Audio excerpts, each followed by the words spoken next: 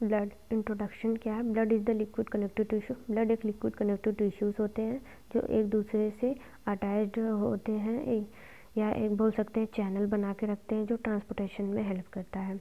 Blood also known as the fluid of the life. ये हमारे body का living के लिए ये मतलब लाइफ है। फ्लूइड ऑफ द ग्रोथ, ये ग्रोथ में भी हेल्प करता है। And fluid of the health, health में भी ये बहुत बड़ा योगदान रहता है इसका। टेम्परेचर्स ऑफ दिस ब्लड, ये ब्लड का टेम्परेचर होता है 38 सेल्सियस टू अबाउट, हाई होता है ओरल का टेम्परेचर 1%, और नॉर्मल टेम्परेचर होता है हमारी बॉडी का 37 सेल्सियस। पीएच मान होता है 7 to 35 से लेके 7 to 45 तक। ये नॉर्मल स्लाइटली एल्कलाइन होता है। जैसे स्लाइटली एल्कलाइन का मतलब ना एसिडिक में ना बेस में।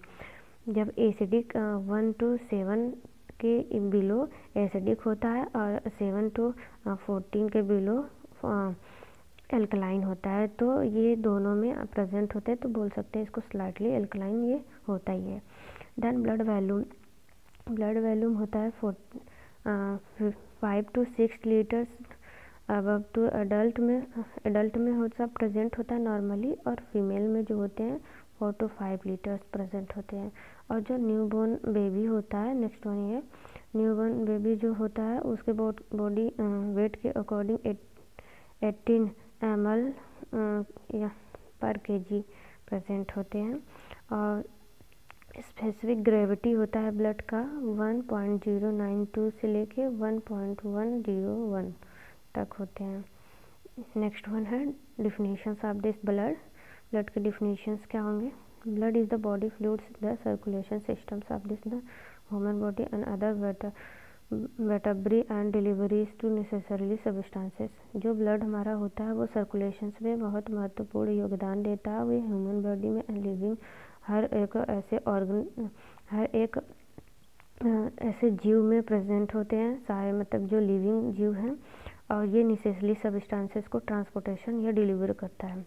सच एज द न्यूट्रिशन, जैसे nutrition, oxygen and transportation by metabolism waste product way to some cells में ट्रांसपोर्टेशन करते हैं। Blood composed blood suspended into this blood plasma. जो ब्लड होता है उसमें ब्लड प्लाज्मा भी कंबाइंड होती है।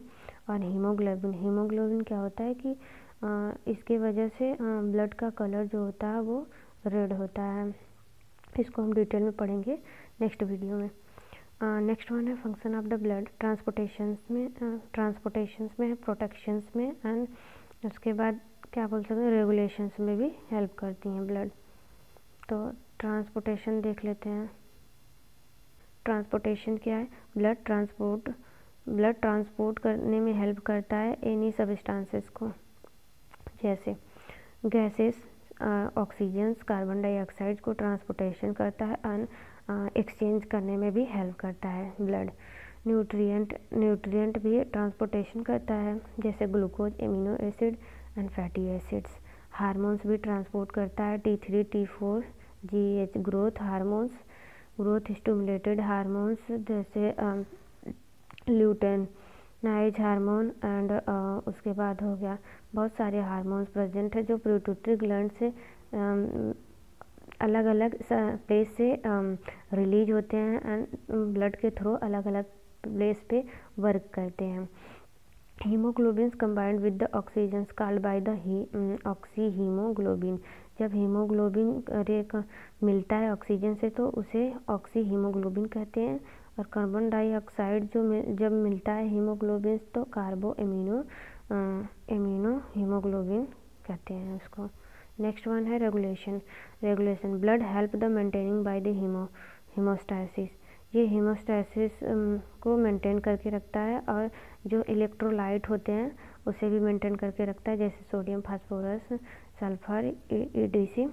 Body fluid regulations of this water balance acid base.